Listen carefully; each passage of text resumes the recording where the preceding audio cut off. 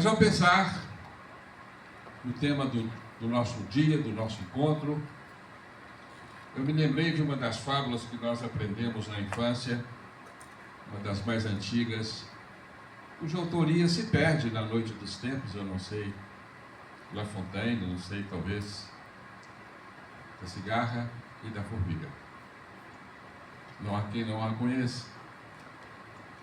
Enquanto as formigas afanosamente ajuntavam alimento para o inverno, trabalhando dia e noite sem descanso, a cigarra repousava no confortável tronco de árvore,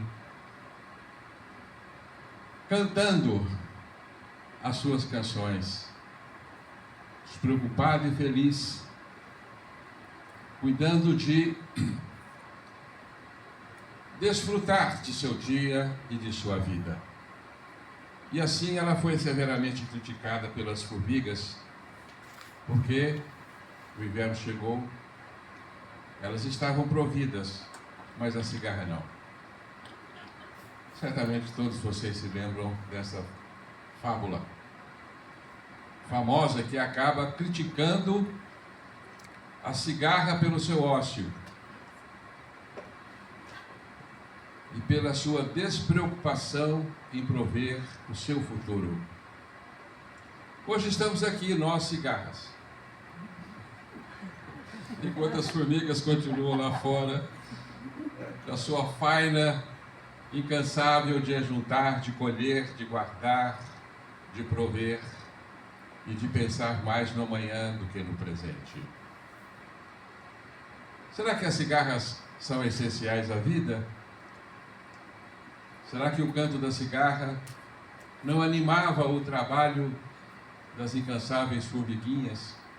E sem elas, naturalmente, elas não teriam ânimo para seguir adiante? Será que o canto da cigarra não aquecia a brisa, não enfeitavam as manhãs e as tardes ensolaradas, acolhendo todos aqueles que a ouvem num embalo de harmonia com a natureza, de unificação com os planos da vida? Acreditamos que sim, que a arte é tão essencial quanto a subsistência do nosso corpo. A arte é tão importante quanto provermos o nosso amanhã. Mas só as cigarras que sabem disso. As formigas não, elas estão muito interessadas unicamente no afã da vida. Mas nós sabemos que nem só de pão vive o homem. Aprendemos isso também. Foi o Cristo que nos disse: nem só de pão vive o homem. De que vivemos mais além do pão? Nós somos muito mais do que um corpo. Nós somos uma alma. E esta alma precisa também de alimentos. Ela necessita ser nutrida. E quais são os nutrientes da alma?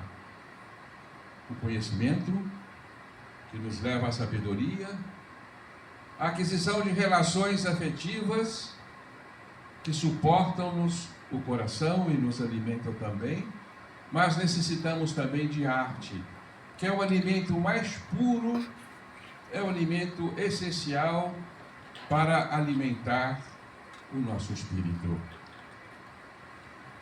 Então, sirvamo-nos da arte, porque sem ela as nossas almas, com certeza, seguirão famintas pela vida, porque a vida não consiste simplesmente em nutrir o nosso corpo.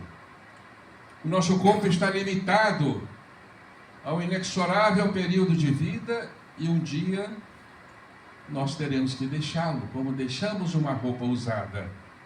Mas a nossa alma eterna não, ela, revigorada e nutrida com alimentos essenciais, que são os alimentos da imponderabilidade, é tudo aquilo que não pesa, é tudo aquilo que não tem forma.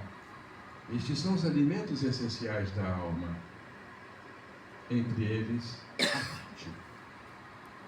Então a alma nutrida pelos tesouros invisíveis do coração seguirá adiante, revigorada, nutrida, pronta a seguir por esferas mais felizes, enquanto que aqueles excessivamente pegados aos bens da vida física estarão famintos do coração. Então é justo que nós alimentemos o corpo, porque precisamos dele para a jornada da vida e seguir o pé da estrada. Mas sem uma alma revigorada, nós não iremos muito longe.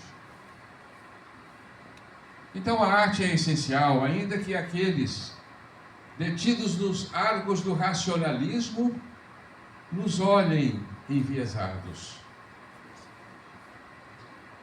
Nos observam como alguém inútil na vida, como a cigarra, enquanto eles se detêm nas questões eminentemente práticas da vida. Sabemos que são essenciais, mas o racionalismo deixa frio o coração, enrijece a nossa alma e não nos prepara, evidentemente, para a grande jornada da vida. Então achamos que a arte é essencial.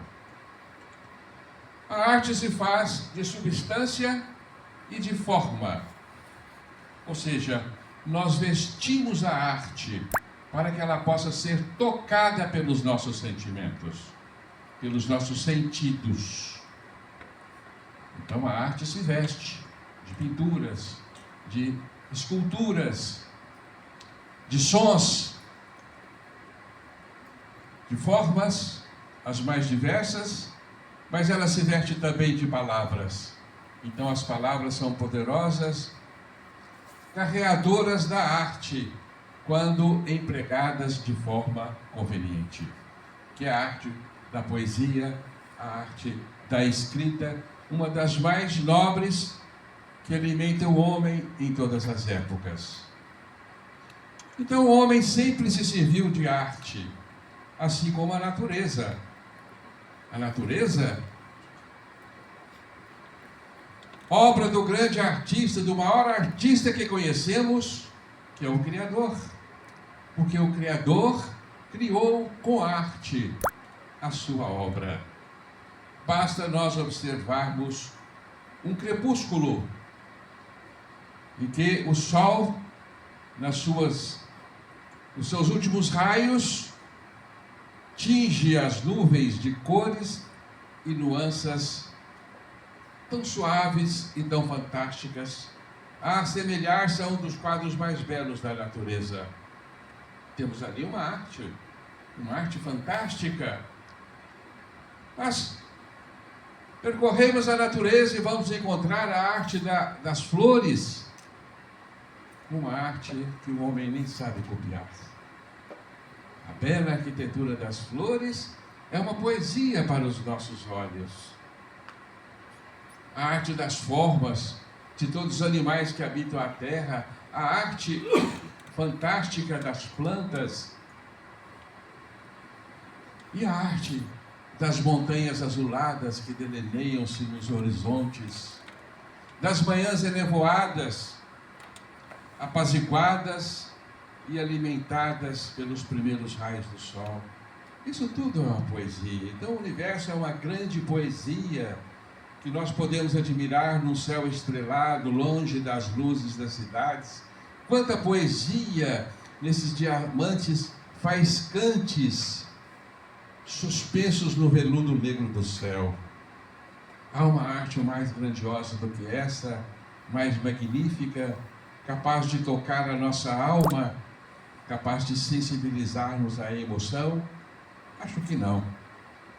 Infelizmente, nas nossas grandes cidades, roubaram-nos as estrelas. Nós não temos mais estrelas. Roubaram-nos também o pôr do sol.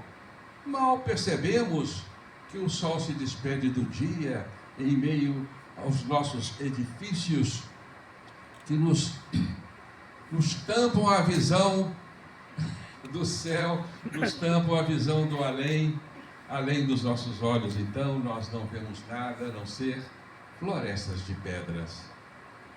Então, o homem traz nos dias de hoje uma alma ressequida, uma alma carente do alimento essencial, que é o alimento da alma, porque ele tem só o alimento do corpo. Ele mal tem algum alimento para o seu intelecto, mas para o seu coração e a sua alma, ele permanece como um faminto. Então, ele se apega aos bens efêmeros da vida, esquecido do essencial, que é o alimento do espírito. Então, amigos, nós temos na arte uma ferramenta essencial à evolução humana. A arte, nós a vemos como um instrumento de ascensão do espírito.